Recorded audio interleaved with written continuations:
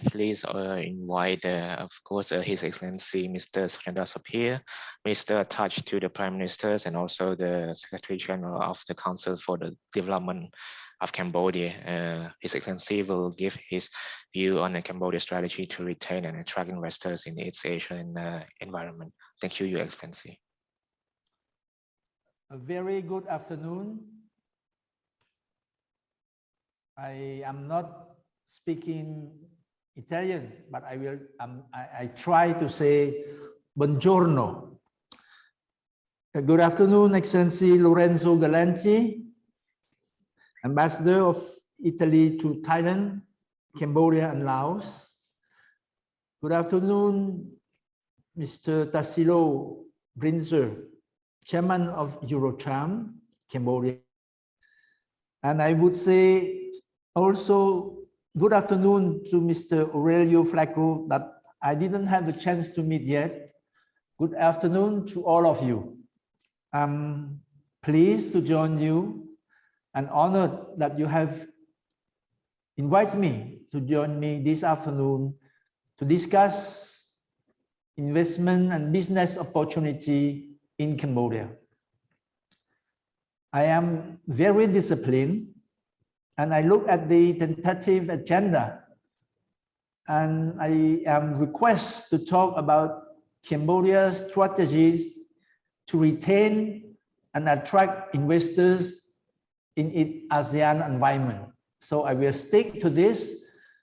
I will refrain from speaking about something that I'm very proud of, the law on investment, because later on this afternoon, other speakers will touch on that very important law. Strategy to retain and attract investors to Cambodia. It's quite rare that I am requested to talk about that, but journalists ask about it. Our strategy is very simple. Please bear in mind the troubled past that Cambodia and Cambodians has experienced. Until 1991, it was civil war. 91 peace agreement, Paris peace agreement. 1993 election. First government was established in October 1993. We realized that to rebuild the country, we have to invite the private sector to join hands with bilateral donors, with the international community who has committed to help us to rehabilitate and develop the country after those 3 decades of war. Bearing this in mind, in 1994, we adopted the law on investment in the Kingdom of Cambodia. This law was at that time, I would say, revolutionary. Many countries in the region were implementing in the same country 2 laws. One managing domestic investment, another one handling foreign investment. No, our law is the same for both national and foreigners. Since that time, since 1994 until today, we are providing national treatment to foreigners. as a foreign businessman in Cambodia, as an Italian businessman or investor in Cambodia, you enjoy the same rights than any Cambodian businessman, exactly the same, except one. As you know, all rules has exception. So you have the same rights except one, the ownership of the land. You can lease the land up to 50 years. A company, if it is a Cambodian company is a company that 51% of the share is owned by Cambodians, can own the land. Apart this specific matter, ownership of the land, Italian can enjoy in Cambodia the same rights than any Cambodian businessman. This is very important. This is part of our strategy to attract investors. Second, not only you have the same rights, but all sectors of activities are open to foreign investors, to Italian investors. In many countries, some sectors are considered sensitive, such as banking, agriculture, telecom.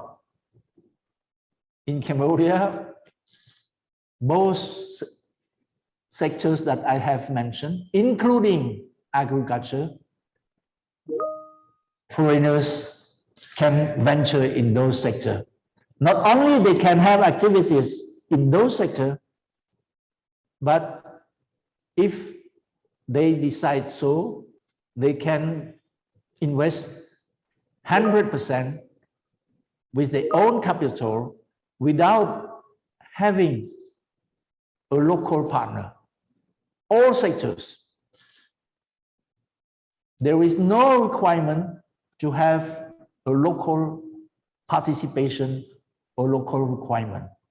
So you see how open it is. You have the same rights, all sectors are open, and you can do it 100% if you want. Last but not least, you are a good businessman, you make profit, and you will be able, if you wish so, to send your money back home or to send the money out of Cambodia.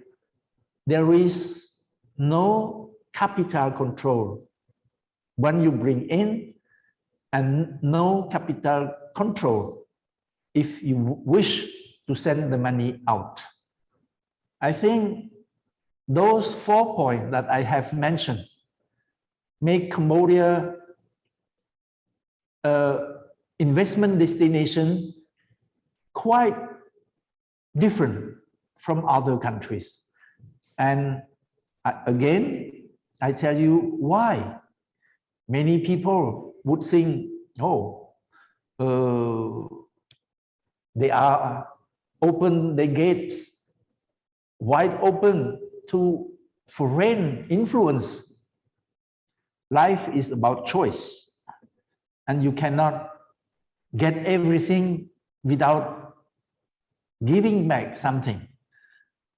So to rebuild our country, we on one hand are grateful to the assistance provided by friendly country and international organization during those days, but we know that it's not enough. We need the private sector to come to help us moving forward. As a matter of fact, from those days, when the GDP was something around 200. Last year, COVID time, GDP per capita was 1,620 something. It was acknowledged by international institutions such as the World Bank that Cambodia has achieved remarkable growth, not only economic, I would say socio-economic growth over 2 decades. What is remarkable in Cambodia, not only we have steady growth, but what investors are looking at is at the macroeconomic stability. We never have a double-digit inflation rate except 1 or 2 years of financial crisis in the region, but the normal inflation rate was always under 5%. Political stability, macroeconomic stability, young labor force, open economy. This was the reason, one after another, investors came to Cambodia. At one point, there were an acceleration of foreign investment. Why? Because some investment need a critical mass. When you are running a hotel, it's okay. But for example, hydropower, you need to observe your market. And bit by bit, we have in various sectors, they require critical mass. This explains why now Cambodia is a country that more and more investors are looking at. Before, they overlooked Cambodia. 16 million consumers, small market. And this is low purchasing power. Totally wrong to think like this. Please, if I have to tell you something today, this afternoon, is don't think Cambodia as this market of 16 million consumers. Think Cambodia as part of the Mekong region. 250 million consumers. And those Mekong countries, all of them are emerging markets, are having high annual GDP growth.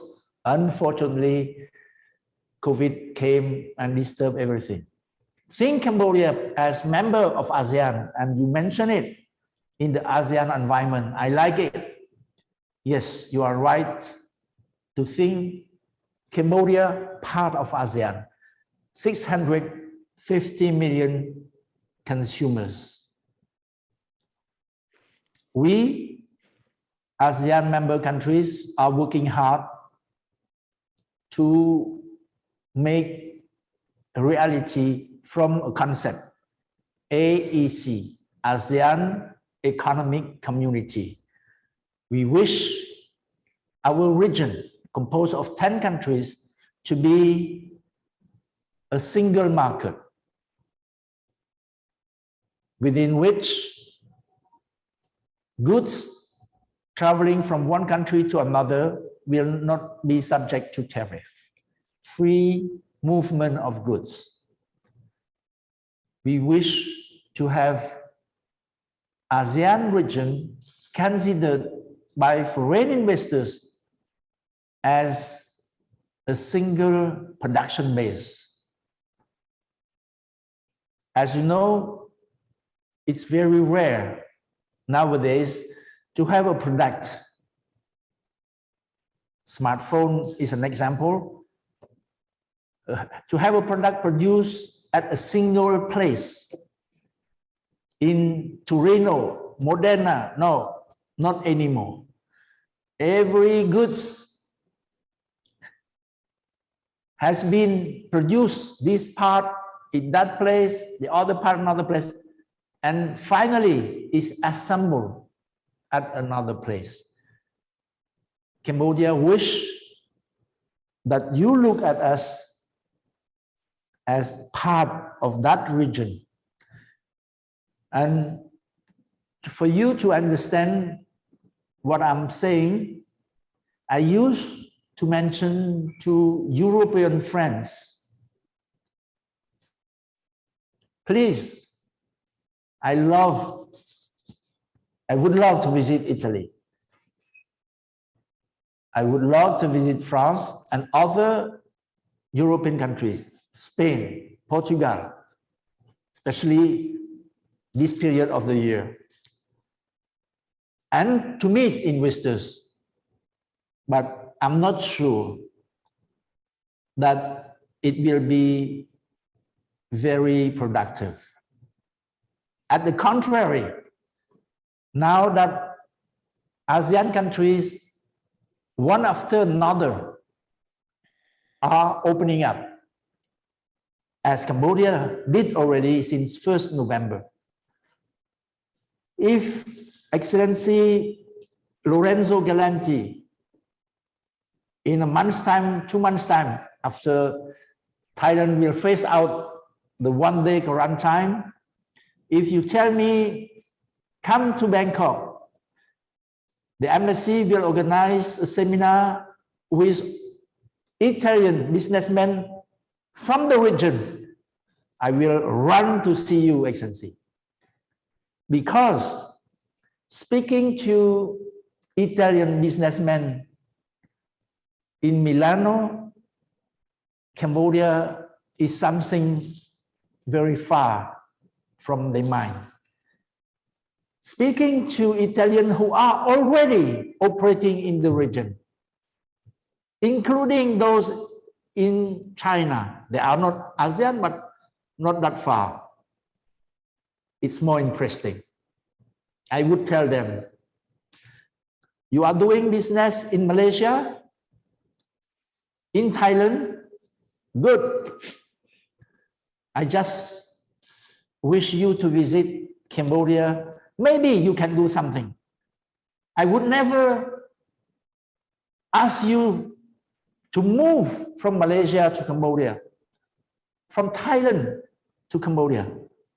But I'm sure that coming to Cambodia, you will discover opportunities that before visiting, you would never imagine. It is for this reason that some people, and the very example is the chairman of Eurocham, Tassilo came many years ago. He was doing other business, and year after year, he keeps staying and expanding, diversifying. He is a testimony of the potential that Cambodia offers. He is the testimony of the openness of Cambodian business environment. I thank you for your kind attention. Grazie mille. Thank you, Your Excellency, for your insightful keynote speech. Thank you so much.